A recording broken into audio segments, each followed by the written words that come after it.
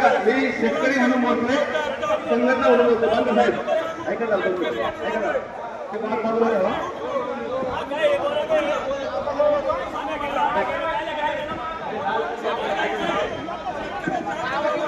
या ठिकाणी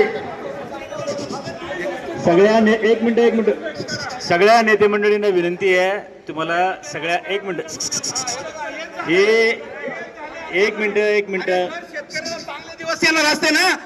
अरे तुमची सरकार होती याच्या आधीची, का नाही हमी भावाचा कायदा केला, का नाही स्वामीनाथन आयोग लागू केला, नौटंकी करता का इथं येऊन? अरे काय विरोधक काही नालायकच आहे. आम्ही मगाशी सांगितलं काँग्रेस एकपट नालायक आहे आणि भाजप दुप्पट नालायक आहे. तुम्ही नका आम्हाला सांगू इमानदारी रक्तात लागती, तुम्ही आम्हाला सांगताय. अरे रस्त्यावर सुद्धा रात्रभर आम्ही झोपलो बिबट्याच्या प्रश्नाच्या संदर्भात, तुम्ही आम्हाला नका सांगू. कार्यक्रमाची परमिशन माझी.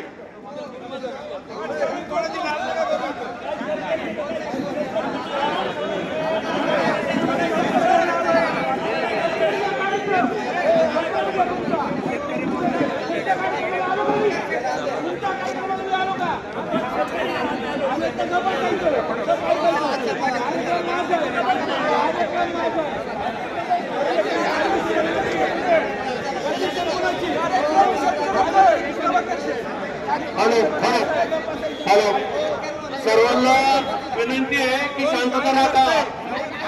हा शेतकऱ्यांचा जिव्हाळ्याचा प्रश्न आहे, सर्वांनी शांतता राखा. शेतकऱ्यांच्या जिव्हाळ्याचा प्रश्न आहे या ठिकाणी. सर्वांनी बसून घ्या पहिला. ऐका सर्वांनी पहिलं बसून घ्या, सर्वांनी पहिलं बसून घ्या. या ठिकाणी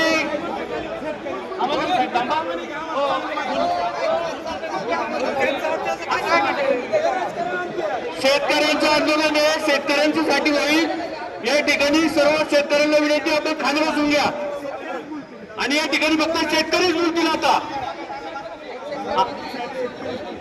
हे पहा, बुधवारीच आदरणीय खेड तालुक्याचे सभापती विजय शेठ शिंदे पाटील यांनी सांगितलं होतं की आम्ही शनिवारी आंदोलन करणार आहे. हे सगळ्या इलेक्ट्रिक मीडियावरती साथ झालेलं आहे की इथं कुठल्याही पक्षाचा याचा त्याचा काही वाद नाही. आम्हाला सगळं मान्य आहे, तुम्ही परमिशन काढली, तुमचं आंदोलन आहे, असं याचा अर्थ असा होत नाही की सभापतीला परवानगी काढता येत नाही. ऐका, तुम्हाला विनंती करतो, आपण शेतकऱ्यांसाठी शेतकऱ्याची लेकरं, आपण शेतकऱ्याची लेकरं आहोत, शेतकऱ्यासाठी लढतोय. शेतकरी म्हणून सर्वजण खाली बसा.